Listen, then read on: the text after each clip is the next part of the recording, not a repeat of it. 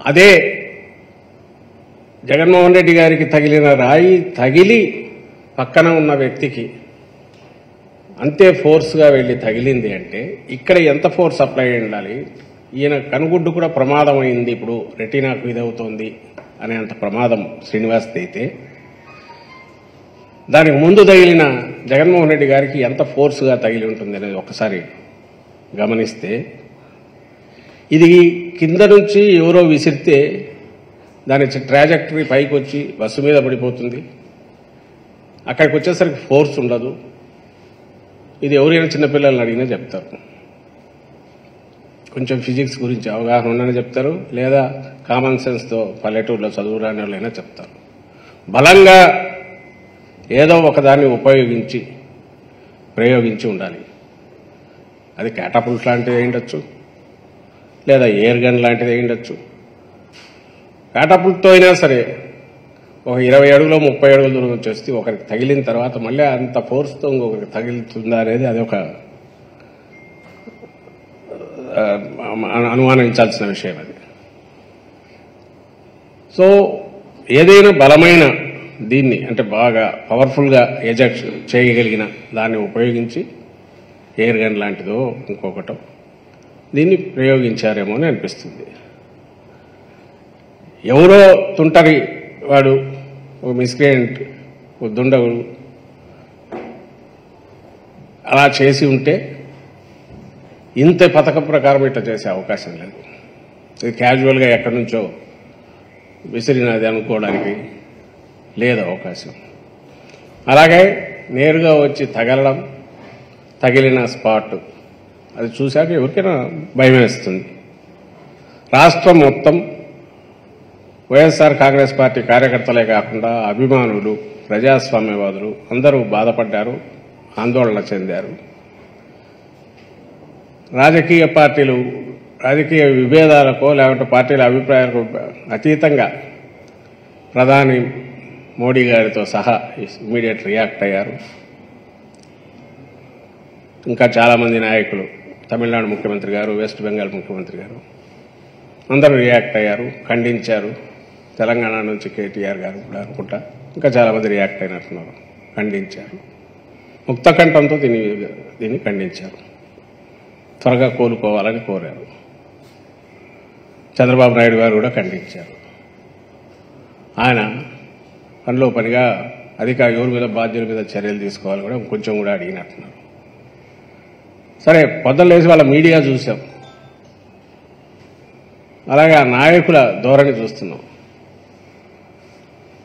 నాకు అర్థం కాని విషయం ఏంటంటే, ఎవరన్నా మన మీద అటెంప్ట్ చేసినప్పుడు వాడు ఎవడై ఉంటాడు, ఎందుకు చేసి ఉంటాడు, వాడిని త్వరగా పట్టుకోవాలి, పట్టుకుని అసలు విషయం బయటికి లాగాలి అనేది ఎవరైనా అడగాలి.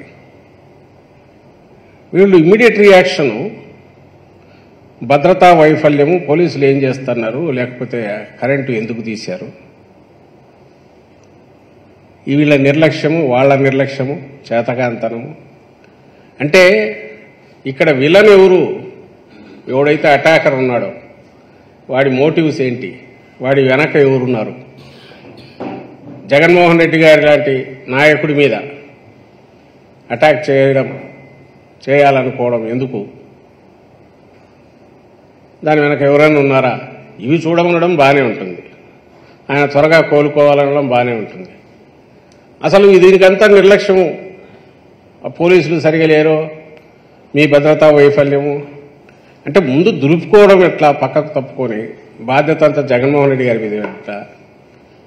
ఇంకా అంతటితో ఆగకుండా ఇంకా వరుస పెట్టి వాళ్ళు కొడుతున్నవి చూస్తే ఆఖరికి ఇదంతా ఒక నటన అని చెప్పి ఈరోజు మార్నింగ్కు తేల్చినారు టీడీపీ నాయకులంతా. బహుశా ఇది కూడా మీరందరూ గమనిస్తూ గమనించి ఉంటారని అనుకుంటున్నా. ప్రజలందరూ కూడా గమనిస్తున్నారు. కడుపుకు అన్నం తినేవాడు ఎవడైనా, మెడకాయ మీద తలకాయ ఉండేవాడు ఎవడైనా అలాంటి మాట మాట్లాడగలదా? ఎవడైనా సెన్సిటివ్ పార్ట్ మీద ఇక్కడ కొంచెం కిందికి పోతే కన్ను పోయే ప్రమాదం, ఆయన తల తిప్పకపోతే ప్రాణానికే ప్రమాదం ఉన్న అలాంటి ఇది ప్లాంట్గా చేయించుకుంటారా? అసలు జనం ఉమ్మేస్తారు మొహం మీదనే వీళ్ళకి అనిపించదా? దీని వెనక ఎవరు ఉంటారు అనడానికి అనుమానాలు వ్యక్తం చేయడానికి బాధితులుగా మా పార్టీ వాళ్ళు మాట్లాడడంలో సహజంగానే ప్రత్యర్థుల వైపు చూపించడం జరిగితే మాకు సంబంధం లేదని చెప్పడం వరకు ఓకే. కానీ అసలు అదే నటన అంటే ఇంకా వాళ్ళు ఏమనాలన్నా మనుషులు అనొచ్చా అనాలనా? అది నటన. 2019లో ఇదే జరిగితే ఆ రోజు కూడా అప్పుడు అధికారంలో ఉన్నారు, ఎన్నికలకు ముందు జరిగితే ఆ రోజు కూడా 5 నిమిషాల్లోనే అప్పుడు ఎవరో డీజీపీని ఉంటే ఆయన పంపించి ఇది ఆయన అభిమానులే చేయించారని ముందే కంక్లూజన్కి వచ్చి ప్రెస్ కాన్ఫరెన్స్ పెట్టి మాట్లాడించారు, చేతులు దులుపుకొని. మరి ఆ రోజు అధికారుల వైఫల్యం ఎందుకనలా? ఆ రోజు నువ్వు అధికారంలో ఉన్నావు కదా, జగన్మోహన్ రెడ్డి గారి మీద జరిగినప్పుడు మా అధికారుల వైఫల్యం ఎందుకనలా? ఆ రోజు 5 నిమిషాల్లో అదే అధికారులతో జగన్మోహన్ రెడ్డి గారి అభిమానులతో ఎవరితో చేయించుకున్నాడు అని ఆ రోజు అన్నారు. అది ఇప్పుడు ఎంత ఎగతాళి అయిపోయిందంటే ఆ కోడికత్తి సీను, కోడికత్తి అనేది అది ఒక ఎగతాళి అయిపోయి ఇప్పుడు దాని సెకండ్ 2.0 వర్షన్ అని ఎగతాళి చేస్తున్నారు. రాజకీయాల సంగతి వదిలేద్దాం, అసలు వీళ్ళు మనుషులుగా అన్నా ఈ సమాజంలో ఉండడానికి అర్హులేనా?